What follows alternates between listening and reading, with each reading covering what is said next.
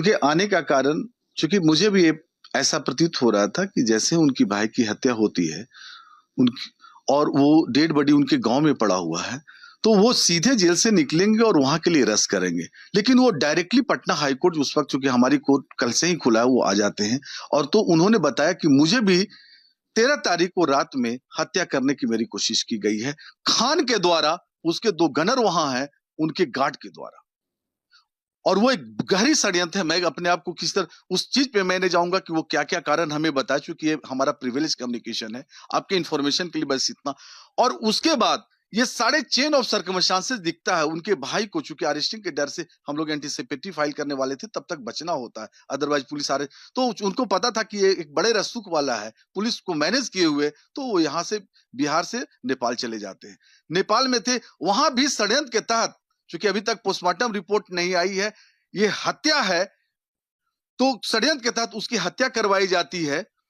चाहे वो हत्या का कारण चाहे जिस तरह से हो, लेकिन उन्होंने हत्या किया। यहां से सारे प्लानिंग बना के षड्यंत्र करके वहां हत्या करवा देता है। तो उन्होंने डायरेक्ट आया कि उस पर हमको एफआईआर लॉन्च करनी चूंकि मामला इंटरनेशनल आता है, नेपाल में हत्या हुई है, लेकिन सारे चेन ऑफ सर्कमस्टांसेस, सारे जो षड्यंत्र है, वो कदम कुआं में बैठ के कोचिंग इंस्टीट्यूट में उन्होंने रचा।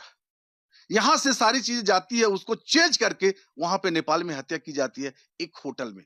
तो एक पूरी तरह से एक हत्या का मामला बनता है, जिसमें एक ऑर्गेनाइज और सुनियोजित ढंग से षड्यंत्र करके किया गया। और वो खान सर के हर व्यक्तित्व में जैसे वो एक बहुत बड़े क्रिमिनल माइंडेड है, वो प्रतीत होता है। हाँ, इसे हमारे लिए इसके लिए वार्ता हुई है, और हम उम्मीद करते हैं, क्योंकि वो फ्यूनरल सेरेमनी में गए हैं, वहां से आएंगे और इमीडिएटली, चाहे आज रात को या कल सुबह तक, एफआईआर, हत्या की एफआईआर, जो मर्डर करने की किया है उन्होंने षड्यंत्र करके फैजल खान ने, उसके लिए एफआईआर लॉन्च होगी।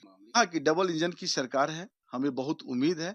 और उसमें जो भी तंत्र हैं, जो भी इंडिपेंडेंट एजेंसी हैं, वो उनकी, चूंकि वो ऑलरेडी एक बहुत बड़े माफिया के तौर पे उभर के दिख रहा है, उसकी पर्सनालिटी दिख रही है, जितने पैसे उन्होंने ला रखा है, ये कहीं ना कहीं से उसकी अकाउंटेबिलिटी होनी चाहिए। और ये ऐसा प्रतीत होता है कि वो व्यक्ति हजारों करोड़ का मालिक है, उनकी जांच होनी चाहिए। वो पैसा का सोर्स क्या है, उसकी तहता जानी चाहिए। अगर वो पैसा आई है, जेन्युइन है, तो उसकी टैक्स दी गई है कि नहीं है, ये सारी चीज की जांच बिल्कुल होना चाहिए। एफआईआर हम लोग पुलिस की, जहां तक शैली की बात है, तो हमने बार बार चिल्ला चिल्ला के और आपके सारे चैनलों पे कहा है कि पुलिस को हम जानते हैं कि वो कितना trust, how much trustworthy police organization ई, we can use the police as a weapon.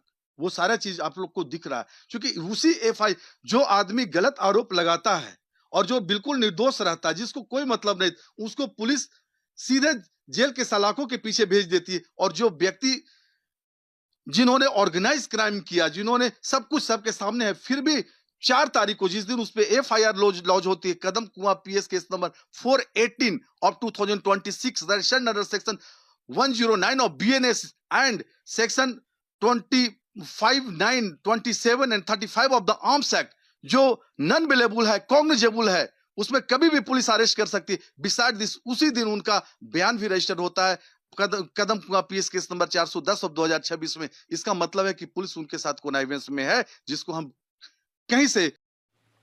आप हमारे चैनल को लाइक सब्सक्राइब जरूर करें, और सभी प्लेटफार्म पर उपलब्ध है। सिर्फ बिहार हलचल न्यूज, जन जन की आवाज़ देखते रहें।